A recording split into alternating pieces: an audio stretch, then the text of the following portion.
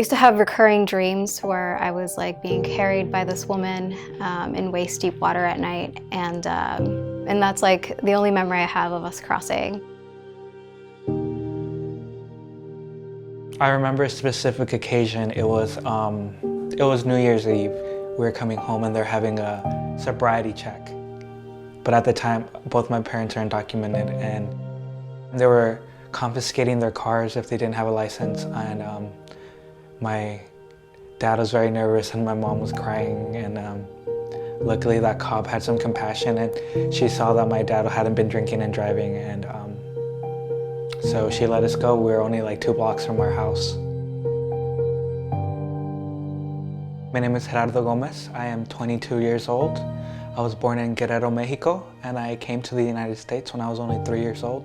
I am a DACA recipient. My parents, they met in León, Guanajuato, and I was born there with my older brother and my younger sister. My dad, he was a recent architecture graduate, so he'd been working in an architecture firm, but at the time, he wasn't really able to successfully provide for us. My mom tried going to get a visa, but that didn't really work out, and so the only other pathway she had was just, kind of leaving everything behind and taking us with her to cross the desert. When I was a kid, I always just thought that like we were one of those visa overstayers. I thought that like we had come legally. But growing up, there was always this like inherent sense of fear. My parents always reminded me that they brought me here for a better life, and that if you worked hard, you could succeed. So I focused my life and my attention on trying to make a better life than my father and my mother. I graduated high school with a 4.3 GPA. I did sports. I was varsity tennis. I got into, my dream school, to UC Berkeley. That's where it becomes real, where you're ready to hit that next step, and you're reminded that in all other ways you see yourself as American, but the government doesn't. The part that hit me the hardest was just really going to college. I had aspirations, despite initially not wanting to go there and feeling really ashamed that I was going to a community college, even though I had a pretty stellar educational track record. Community college is where I kind of found this desire to organize and to fight and advocate for tuition equity for undocumented students. When I graduated and went to UCLA, I continued that activism, but really ramped it up and started lobbying at the state level. I live in San Francisco. We're in a sanctuary city. So I qualify for healthcare services here. And as a gay male, it's important for me because 3 years ago, I was diagnosed with HIV, and my medical services are provided through the city, including my medication. And with DACA being repealed, there are still services I can get in the United States. What it means is fighting for survival, fighting for my health.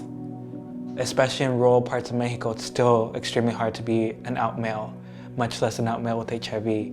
So if I were to be deported, I probably couldn't survive in specifically Guerrero with the queer violence that's there, and the lack of understanding and what it means to be HIV positive. Once I got DACA, I was able to be self-sufficient. So I worked full-time. At one point, I worked two jobs and was going to school full-time. I'm at Pangea Legal Services downtown, and they're a low-cost nonprofit law firm that specifically handles defensive immigration. So all the clients we see are in different stages of deportation. I do want to become an immigration attorney specifically and work either at a nonprofit or a low-cost firm where people have more access to the services they need.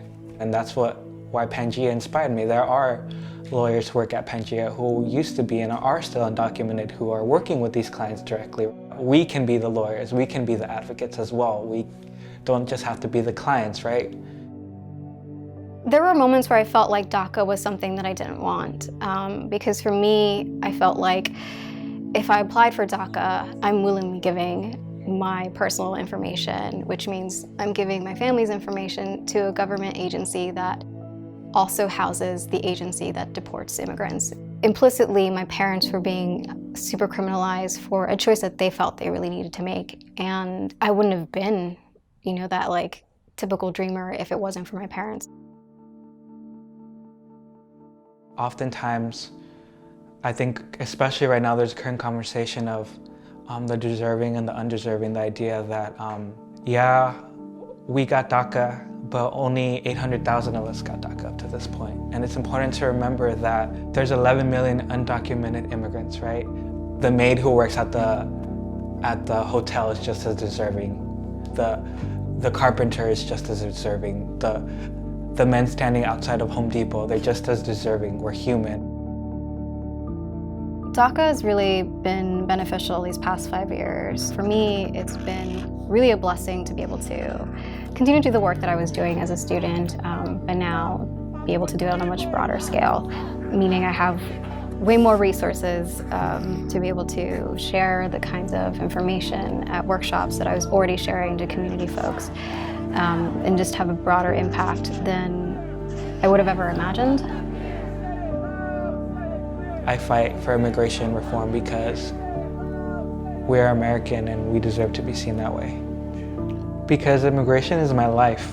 It's my mom, it's my dad, it's my cousins, it's my aunts, it's my friends. What DACA means to me is that first step, not the last step. I've come to terms with the possibility of being deported and what my activism means, and I'm okay with that.